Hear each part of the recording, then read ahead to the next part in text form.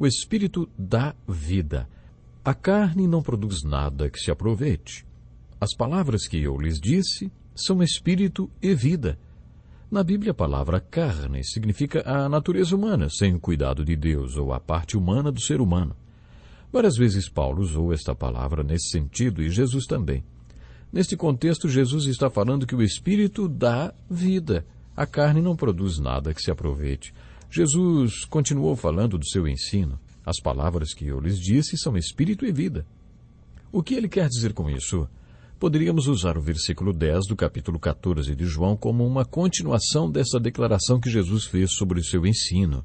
As palavras que eu lhes digo não são apenas minhas. Ao contrário, o Pai que vive em mim está realizando sua obra. Jesus também declarou em João capítulo 7, versículo 16, o seguinte: o meu ensino não vem de mim mesmo, vem daquele que me enviou. Jesus sempre dizia que toda palavra que falava não era dele mesmo, mas do Pai que o havia enviado. Quando orou pelos apóstolos em João 17, disse: eu lhes transmiti as palavras que me deste, e eles as aceitaram. Com essas palavras, Jesus estava dando um tremendo valor ao seu ensino e declarando que o seu ensino é a palavra de Deus, que ele estava transmitindo, o ensino da parte de Deus. Ele afirmou que toda palavra que dizia e ensinava vinha da parte de Deus.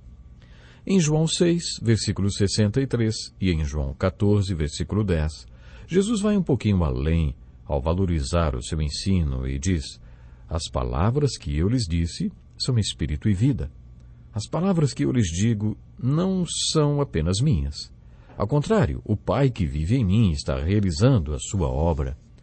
Com essas palavras, Jesus estava dizendo: quando vocês ouvirem e responderem a minha palavra de maneira apropriada, algo acontecerá dentro de vocês, uma mudança espiritual que produzirá vida espiritual dentro de vocês. Talvez em João 6, 63, Jesus esteja falando algo semelhante ao que Pedro quis dizer em sua primeira carta, capítulo 1. Vocês foram regenerados, não de uma semente perecível, mas imperecível, por meio da palavra de Deus, viva e permanente. A palavra semente no original grego quer dizer esperma. Creio que Tiago também tenha dito a mesma coisa quando disse: aceitem humildemente a palavra implantada em vocês, a qual é poderosa para salvá-los. É como se nossa fé, ou nossa resposta ao ensino de Jesus, fosse como um óvulo e o seu ensino um esperma.